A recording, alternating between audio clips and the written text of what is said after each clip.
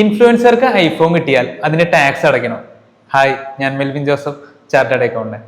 എനിക്കറിയാവുന്ന ഒരു front business പ്രൊമോഷനും മറ്റുമൊക്കെ ചെയ്യുന്നുണ്ട്.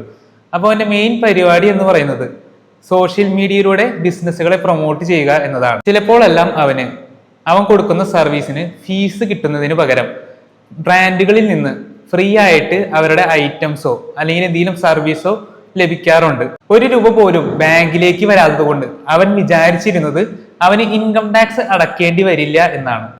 എന്നാൽ ഇൻകം ടാക്സ് ആക്ടിൽ വളരെ കൃത്യമായിട്ട് പറഞ്ഞിട്ടുണ്ട്, ബിസിനസിന്റെ ഭാഗമായിട്ട് എന്തെങ്കിലും ബെനിഫിറ്റോ അല്ലെങ്കിൽ പെർക്വിസിറ്റ്സോ ലഭിക്കുകയാണെങ്കിൽ അതിന് ഇൻകം ടാക്സ് അടക്കേണ്ടതായിട്ട് വരും. അവൻ എൻ്റെ അടുത്ത് ചോദിച്ചിരുന്ന ഒരു ഡൗട്ട് ഇതായിരുന്നു, പണമായിട്ട് അക്കൗണ്ടിലേക്ക് ഒന്നും വരുന്നില്ലല്ലോ, അതുകൊണ്ട് തന്നെ ഇൻകം ടാക്സിന് അത് ട്രാക്ക് ചെയ്യാൻ സാധിക്കുമോ? ഇവിടെയാണ് ഇൻകം ടാക്സ് ഡിപ്പാർട്ട്മെന്റ് TDS നിങ്ങളെ കെണിയിലാക്കുന്നത്.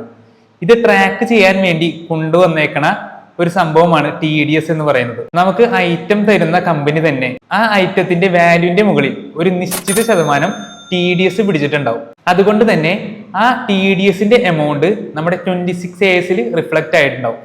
ഇപ്പോൾ നമ്മൾ ആ ഇൻകം ITR ഫയൽ ചെയ്യുമ്പോൾ കാണിച്ചില്ലെങ്കിൽ നമുക്ക് ഇൻകം ടാക്സ് നോട്ടീസ് വരാനായിട്ട് ചാൻസ് ഉണ്ട്. ഇൻകം ബാങ്ക് അക്കൗണ്ടിലേക്ക് വന്നില്ലെങ്കിൽ പോലും അത് ട്രാക്ക് ചെയ്യാനായിട്ട് ഇൻകം ടാക്സ് ഡിപ്പാർട്ട്മെന്റിന്റെ പല മെത്തേഡ്സും ഉണ്ട്. അതുകൊണ്ട് ഇൻകം കറക്റ്റ് ആയിട്ട് കാണിച്ച് നിങ്ങളുടെ ഇൻകം ടാക്സ് റിട്ടേൺ ഫയൽ ചെയ്യും, അല്ലെങ്കിൽ ഭാവിയിൽ ലക്ഷങ്ങൾ നഷ്ടപ്പെടാനായിട്ടുള്ള സാധ്യതയുണ്ട്. വീഡിയോ ഇഷ്ടപ്പെട്ടെങ്കിൽ തീർച്ചയായും ലൈക്ക് ചെയ്യൂ. ഇതുപോലെയുള്ള കണ്ടന്റ്സിനായി ഫോളോ ചെയ്യൂ.